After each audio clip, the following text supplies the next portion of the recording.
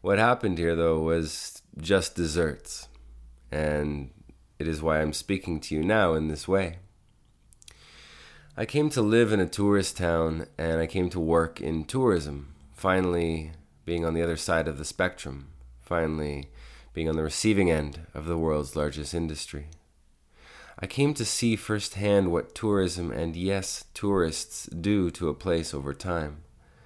I came to see what I never could previously, jumping from destination to destination. I came to see how my time as a semi-permanent tourist was of deep consequence to the world, and why I could never see that previously. The books that I'm writing are about this very thing, the unannounced and unconsidered consequences of tourism and wanderlust, the ones we don't see, and the ones we choose not to see.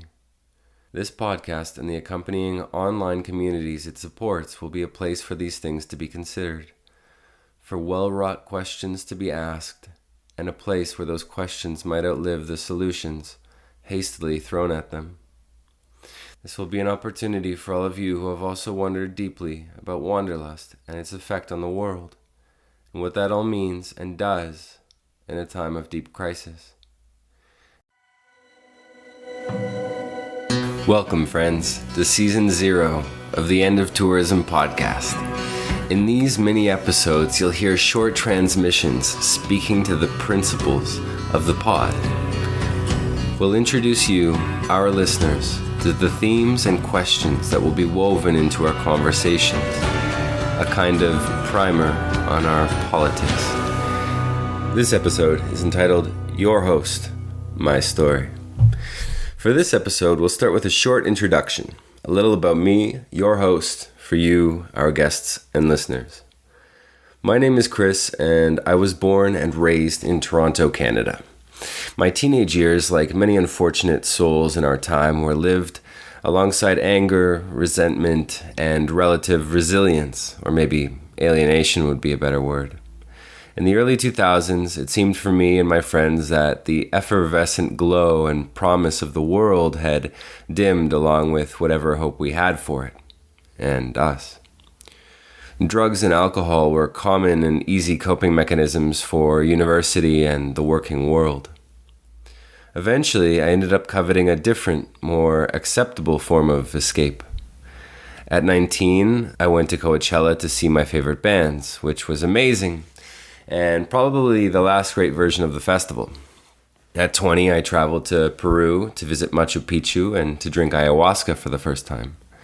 At 21, I wound up in the home of distant relatives in Australia, then road tripping with strangers in New Zealand.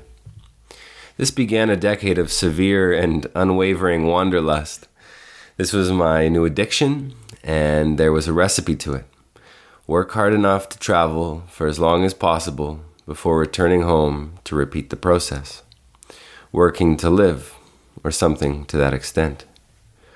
After almost a decade of this, I could see clearly the pattern I had undertaken. The escape and the continued substance abuse, the grass always being greener on the other side, no matter how many times I switched sides. At 30, I decided to move to Oaxaca, Mexico, in part to escape my escapism. I know, right? I moved to a tourist city, and here I finally realized that I just needed to be somewhere instead of anywhere, instead of everywhere. I needed to stay still, and that I did, and have been doing ever since. What happened here, though, was just desserts, and it is why I'm speaking to you now in this way. I came to live in a tourist town, and I came to work in tourism, finally being on the other side of the spectrum, finally being on the receiving end of the world's largest industry. I came to see firsthand what tourism and, yes, tourists do to a place over time. I came to see what I never could previously, jumping from destination to destination. I came to see how my time as a semi-permanent tourist was of deep consequence to the world, and why I could never see that previously. Before I moved to Oaxaca, some friends had asked me how I would make money, to which I responded, that, well, since it was a tourist town, I would probably start a tour, maybe a chocolate tour, having worked with chocolate for a few years. So that's what I did, but I very quickly realized how much I hated giving tours. Likewise, I very quickly realized how much I still despised the culture of tourism despite being smack in the middle of it, despite having been a tourist for more than a decade. If I was going to continue with tourists as my guests, I decided that the whole operation would have to be something that didn't just transcend tourism, but that would undermine it at the same time. This, of course, while trying to honor the subject matter. A tourist offering that has in it ways of subverting tourism. Now, whether this is possible or not is still very much up in the air, but it will be a main focus of the podcast. Can tourism be improved or transformed, or is sustainable tourism simply just an oxymoron, a way of greenwashing another inherently extractive and destructive industry? Years went on, and what I later labeled as sessions became occasions to serve local lineage and ancestry. Despite this, we still only served tourists, mostly foreigners. While many guests were visibly and properly undone by what they learned with us, we never saw them again. We never knew if our radical work had any effect on the lives and in the lands of those who visited. Moreover, we still appear to be supporting a tourist model that fed the foreign at the expense of the local, no matter how profound and enduring that learning was. Sometimes we still take a chance on such learning, wondering aloud with our guests if that model can be properly subverted, and how.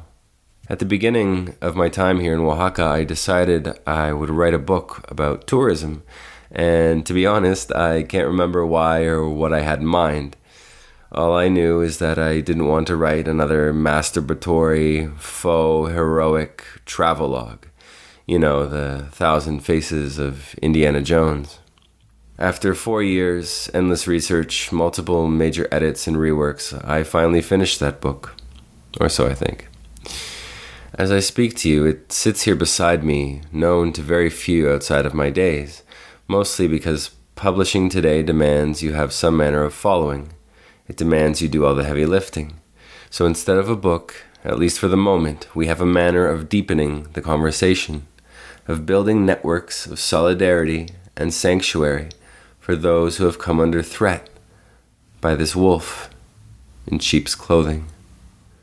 So that is what this podcast is, a way of courting the conversations that go unspoken, or at least rushed at the peripheries of our willingness to listen to them.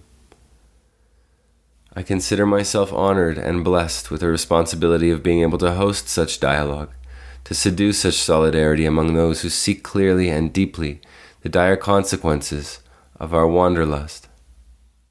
This is what my privilege as a tourist, and much later my privilege as someone with the ominous ability to live somewhere else, has granted me.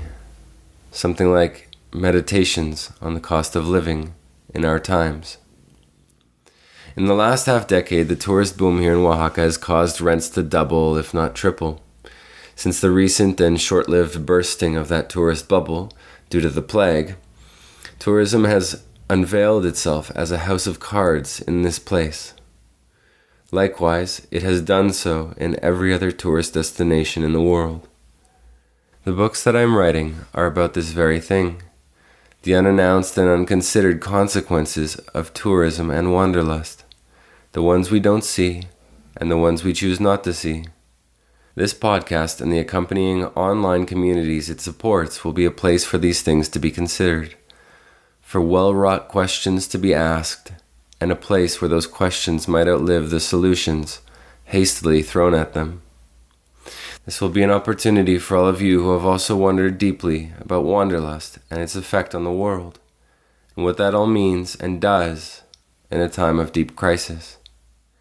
Entitlement and expectation, spectacle, the senses, and surveillance, escape, exile, and culture, responsibility, repair, and nuance, place, and time and circumstance, community and radical hospitality.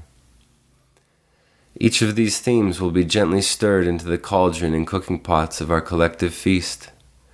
May we come to eat well, humbly and together, digesting these wonderings, nourishing our worlds and those well beyond ours.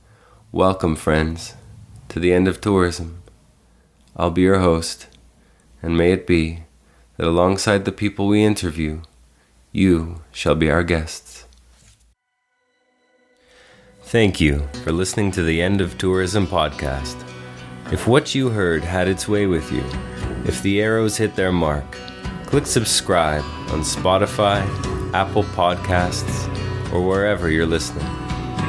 To go deeper, join us at theendoftourism.com and follow us on social media under the handle The End of Tourism.